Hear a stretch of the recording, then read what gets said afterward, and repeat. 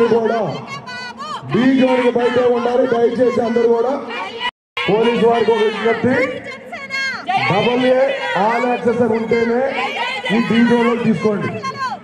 Next stage invitees ఉంటే వాళ్ళు తీసుకోండి. జనసేన పార్టీ ఆవిర్భావ సభ కోసం అటు కర్ణాటక ఇతర రాష్ట్రాల నుంచి కూడా భారీగా పరిస్థితి అయితే ఉంది. మనమైతే విజువల్లో కూడా చూడవచ్చు. వస్తున్నటువంటి వాళ్ళకి సంబంధించి ఏర్పాట్లు అయితే ఇక్కడ చేసినటువంటిది అయితే ఉంది.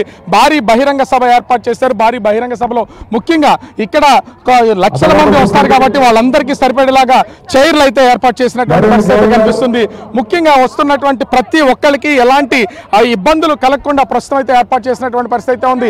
ఓ పక్కన ఎండలు మండిపోతున్నాయి, అయినా కూడా ఎక్కడా లెక్క చేయకుండా జనసేన పార్టీకి సంబంధించినటువంటి వీర మహిళలందరూ కూడా ప్రస్తుతం అయితే వస్తున్నటువంటి పరిస్థితి ఉంది. ఎక్కడెక్కడి నుంచి వచ్చారు, అసలు ఏంటి, ఎంతమంది వస్తారు అనుకుంటున్నారు? మేము హైదరాబాద్ నుంచి వచ్చాము, షేరిలింగంపల్లి డివిజన్ నుంచి వచ్చాము. మేము 10 మంది వచ్చాము ఇక్కడికి వచ్చి చూస్తే విపరీతమైన ఎండ. కానీ ఇలాంటి ఎండ పవన్ కళ్యాణ్ గారు ఒక చల్లటి చూపు ముందు మాకు అసలు ఎటువంటి లెక్కే లేదు. అసలు మాకు ఎండలకు కూడా అనిపించట్లేదు. 4-5 గంటలకు జరుగుతుంది, దానికోసం పొద్దున్నే వచ్చేసారు ఇక్కడికి? సార్ పొద్దున్న రాలేదు, నైట్ వచ్చాను సార్. మేము నైట్ వచ్చి ఇక్కడే ఉన్నాము. అసలు మాకు ఎంత ఎక్సైట్మెంట్ ఉందంటే కళ్యాణ్ గారిని డిప్యూటీ సీఎం గా ఈ ఆవిర్భావ సభలో చూడడం అనేది మాకు చాలా సంతోషంగా ఉంది. ఆయన అక్కడ ఆ స్టేజ్ మీద చూడడం కోసం మేము నైటే వచ్చాము. అసలు మేము హైదరాబాద్ నుంచి ఇంత ప్రయాణం చేసి ఒక ఆడపిల్లల అయ్యుండి కూడా ఇలా వచ్చామంటే నాకు నిజంగా ఎంత ఆనందంగా ఉంది. ఎందుకంటే కళ్యాణ్ గారి కోసం మేము ఎంత దూరమైన వస్తాము. ఇక్కడ పిఠాపురం అనే ఊరు అసలు చాలా మందికి, చిత్తాడ అనే ఊరే మాకు అసలు తెలియదు ఇంతవరకు కూడా. అలాంటిది ఇప్పుడు అసలు ఈ కళ్యాణ్ గారి విషయంలో మాకు ఇక్కడికి ఈ ఊరు అసలు మారుమోగిపోతుంది.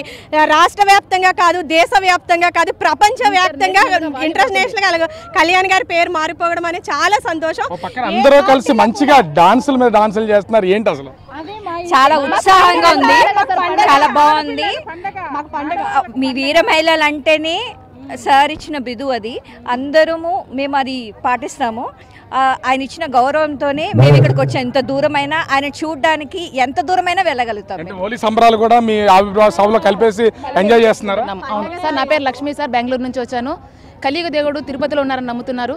నేనైతే పవన్ కళ్యాణ్ ఇక్కడే ఉన్నారు, ప్రత్యక్ష దైవం అని నమ్ముకొని బెంగళూరు నుంచి ఒంటరి పోరాటం చేసుకుంటూ ఒక్కదానిగా వచ్చాను సార్.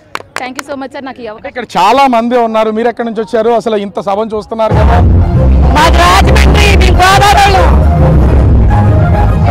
అటు ఒక గోదావరి వాళ్ళే కాదు, అనేక ప్రాంతాల నుంచి వచ్చినటువంటి వాళ్ళు ఇక్కడ కూర్చుని ప్రతి ఒక్కరు కూడా ఎంజాయ్ చేస్తున్నటువంటి పొజిషన్ అయితే కనిపిస్తోంది.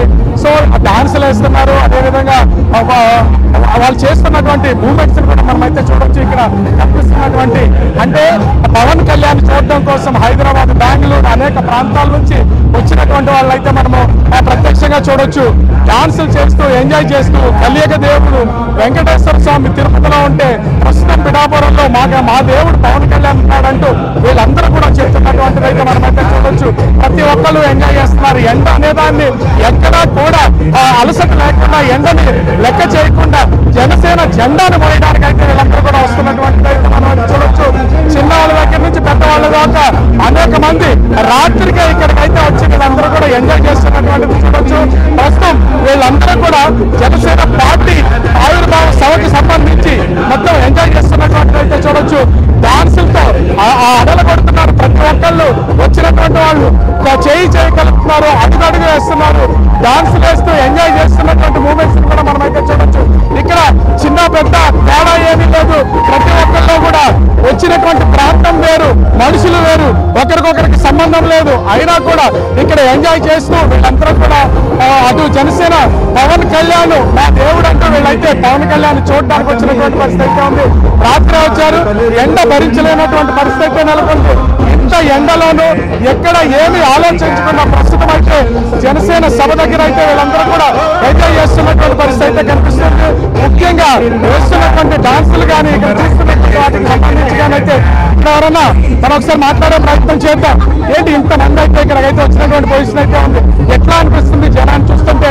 వచ్చినటువంటి వాళ్ళు డాన్సులు కూడా చేస్తున్నారు. యాక్చువల్లీ మాకు జనసేన ఆవిర్భావ అంటేనే మాకు అదో మరో పెద్ద పండగ మాకు. ఎందుకంటే ఇది వారసత్వంతో వచ్చిన పార్టీ కాదు, ఎన్నో పోరాటాలు చేసి అవమానాలు ఎదుర్కొని వ్యక్తిగత దోషణలు ఎదుర్కొని స్థాపించిన పార్టీ ఇది. సో మాకు ఆ మాత్రం పొగరు ఉంటుంది ఖచ్చితంగా. ఎందుకంటే మా సొంతంగా మా నాయకుడు తన ఎక్కడి నుంచి వచ్చారు మీరు? మేము పాలకొల్లు అండి, పాలకొల్లు నుంచి వచ్చాము. పాలకొల్లు ఎక్కడి నుంచి అనేది ఉండదు, దీనికి రావాలని కోరిక నెరవేర్చుకోవడానికి వచ్చాం మేము అంతే. ఒక్కొక్కళ్ళలోనూ ఒక్కొక్కటి ఎక్కడి నుంచి వచ్చారు. మొత్తం ఇంతమంది జనాలు వీర మహిళలందరూ కూడా వాళ్ళ సభల దగ్గర కూడా సపరేట్ చేసి అందరినీ కూర్చోబెడుతున్నటువంటి పరిస్థితి. ఇంత ఎంతని కూడా లెక్క చేయకుండా ఉంటారు. పవన్ కళ్యాణ్ గారు మహిళలకి వీర మహిళ అని పెట్టినప్పుడే జనసేన మహిళలు అంటే ఏంటో ప్రూవ్ అయిపోయింది. అంటే ఝాన్సీ